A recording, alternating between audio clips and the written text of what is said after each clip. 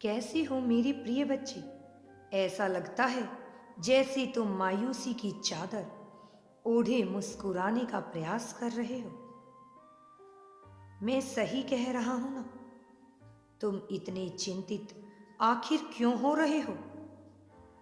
क्या ऐसा प्रश्न है तुम्हारे मन में जो तुम्हें विचलित कर रहा है? धर्म को जानते हुए भी तुम स्वयं को इतना विवश और हारा हुआ क्यों समझ रहे हो? मेरी प्रिय बच्ची, इस संसार में जब जब धर्म की हानि होती है और ऐसा लगता है कि अधर्म जीतने वाला है, तब मेरे बच्चे उन सभी लोगों को जो बुरे कर्म करते हैं उन्हें लगता है कि वह श्रेष्ठ हैं और संपूर्ण जगत उनके ही नियंत्रण में है। कोई भी उनसे ऊपर नहीं है। दूसरी तरफ धर्म का पालन करने वाले लोगों को स्वयं ऐसे लगता है कि वह हार चुके हैं, स्वयं को विवश और हारा हुआ महसूस करने लगते हैं। लेकिन प्रकाश की एक ज्योति उनके मन को बार बार यह याद दिलाती है कि सत्य कुछ समय के लिए छुप सकता है, लेकिन पराजित कभी नहीं हो सकता। यह सत्य है मेरे बच्चे। सूर्य के प्रकाश के समान यह सत्य कोई छुपा नहीं सकता। मेरे प्रिय, याद रखो, तुम हारे नहीं हो और ना ही तुम मार्ग से भटके हुए हो, क्योंकि मैं तुम्हारा हाथ पकड़कर तुम्हें स्वयं ही आगे के मार्ग पर ले जा रहा हूं, तुम्हें रास्ता दिखा रहा हूं। यह जो काली शक्तियां हैं जो बार बार तुम्हें उसी दलदल में गिराने का प्रयास कर रही हैं, तुम जाना नहीं चाहते, तुम्हारी हिम्मत तोड़ना चाह रही हैं। ये शक्तियां तुम्हें बार बार गलत मार्ग पर ले जा रही हैं, लेकिन तुम्हें याद रखना है, तुम सिंह की औलाद हो और फिर ऐसे भेड़ियों से भयभीत होने की आवश्यकता नहीं है। वह भी तो उन पापियों को होना पड़ेगा मेरे प्रिय, जिसे हर वस्तु और हर व्यक्ति में केवल मैं ही दिखाई दूं। वह कभी क्या मार्ग से भटक सकता है? वह जीवन में कभी कोई गलत कार्य नहीं कर सकता। ना ही जो मुझे भूलता है मैं उसे भी कभी नहीं भूल सकता। तुम भले ही सांसारिक चक्र में फंस गए हो, तुम भले ही स्वयं को एक साधारण मनुष्य समझ रहे हो, लेकिन तुम हर पल मेरे हृदय में निवास करते हो। मेरा चिंतन ही तुम्हें इस ब्रह्मांड में श्रेष्ठ बना देता है। इसी कारण तो तुम हर जीव के सुख और दुख को समझते हो। तुम हर जीव के सुख दुख को खुद का सुख दुख मान बैठते हो। जो तुम्हारा अहित करने की सोचते हैं उन्हें भी तुम दुख में देखकर उनके मंगल की ही कामना करते हो। फिर भला तुम कैसे हार सकते हो? जैसे काले बादलों के बीच सूर्य कुछ क्षण के लिए अदृश्य जरूर होता है, लेकिन विलुप्त नहीं हो सकता। मेरे प्यारे बच्चे, ठीक इसी प्रकार अभी जो तुम महसूस कर रहे हो वह घने काले में अधर्म की है, किंतु वह जल्द ही अपने आप हट जाएंगे। यह अंधकार थोड़े समय के लिए है, लेकिन यह अंधकार सत्य छुपा नहीं सकता। यह अंधकार तुम्हारी जीत को छुपा नहीं सकते। तुम फिर एक बार अपनी शक्तियों को एकत्रित कर एक सत्य को प्रकाशित करोगे। मेरे प्रिय, तुम इस संसार में जीतने के लिए आए हो, हार का तो विकल्प ही नहीं उठता। कुछ भी हो जाए तुम्हें कोई हरा नहीं पाएगा। जिस व्यक्ति पर मैंने अपना समर्थन दे दिया, जिस व्यक्ति को मैंने अपने हृदय में उतार लिया, उसे भला कोई कैसे पराजित कर सकता है? उसे कोई नहीं हरा सकता। कोई चाहे कितने ही संघर्ष कर ले, कोई चाहे कितने ही षड्यंत्र रच ले, चाहे कितनी ही चालें चल ले, किंतु उसे नहीं हरा सकता जिस पर मेरा हाथ हो। और तुम तो मुझे अत्यंत प्रिय हो। मैं जानता हूँ तुम्हारे मन में कुछ ऐसे विचार उठते हैं जो सांसारिक मानकों पर तुम्हें लगते हैं कि बहुत गलत है और उनसे तुम्हारी कुछ हानि भी होती है, लेकिन वह पाप नहीं है। तुम्हें यह समझना होगा कि तुम जिन्हें पाप समझ रहे हो वो पाप नहीं है। पाप तो वह है जो अन्य वो लोग कर रहे हैं जो तुम्हें गिराना चाहते हैं, तुम्हें हराना चाहते हैं। किसी और का अहित करने वाले, किसी और का बुरा सोचने वाले वास्तव में वही असली खामियां हैं, असली पापी होते हैं। बाकी सभी कामनाएं तो मनुष्य मन की उपज होती हैं, जिस पर धीरे धीरे करके नियंत्रण पाना मनुष्य के उद्देश्य में समाहित होता है।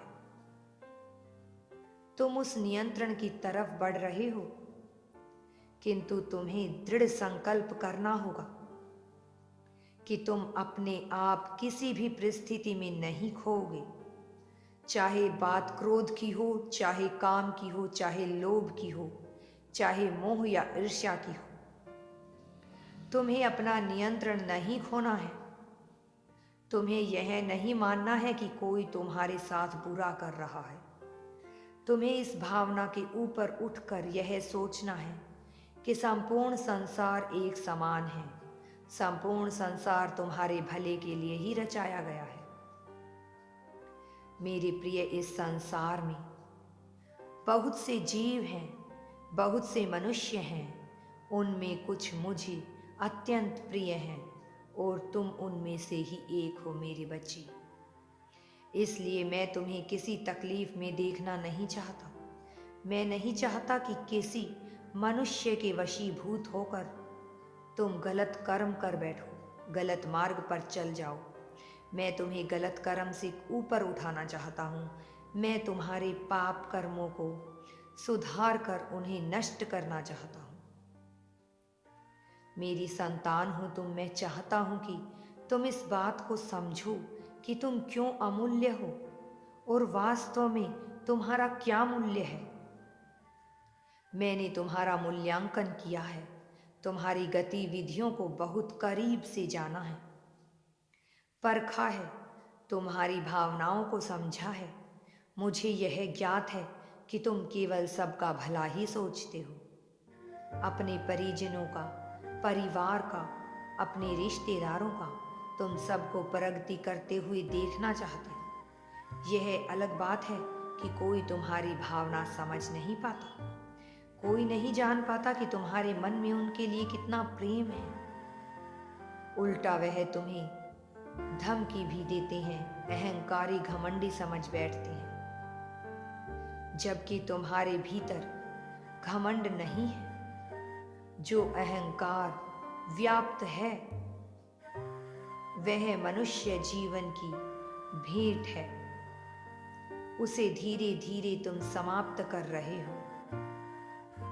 तुमने सदा ही अपने भीतर के अहंकार को मारने का प्रयत्न किया है और तुम उसमें सफल भी हो रहे हो। मेरे प्रिय, इसलिए तुम्हें भयभीत होने की जरूरत नहीं है। मैं आ रहा हूँ प्रत्यक्ष रूप में, साकार रूप में तुम्हारा साथ देने के लिए, तुम्हारी मुश्किलों का हल निकालने, उन समस्याओं को सुलझाने जिन्हें सुलझाने में तुम असमर्थ हो रहे हो।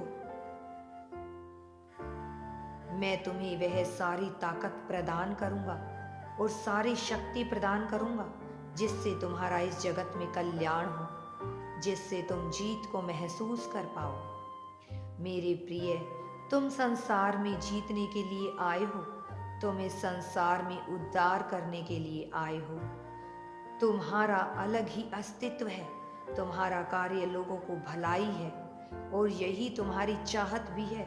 तुम उस ओर आगे बढ़ रहे हो और इस बात के कभी भयभीत मत होना कि तुम्हें भौतिक सुख नहीं मिलेंगे। भौतिक सुख सुविधाएं तुम्हारे जीवन में आ रही हैं, बहुत ही जल्द आने वाली हैं।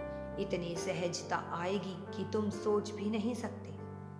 लेकिन तुम्हें अपने जीवन को सहज बनाने के साथ साथ उद्देश्यवान बनाना है।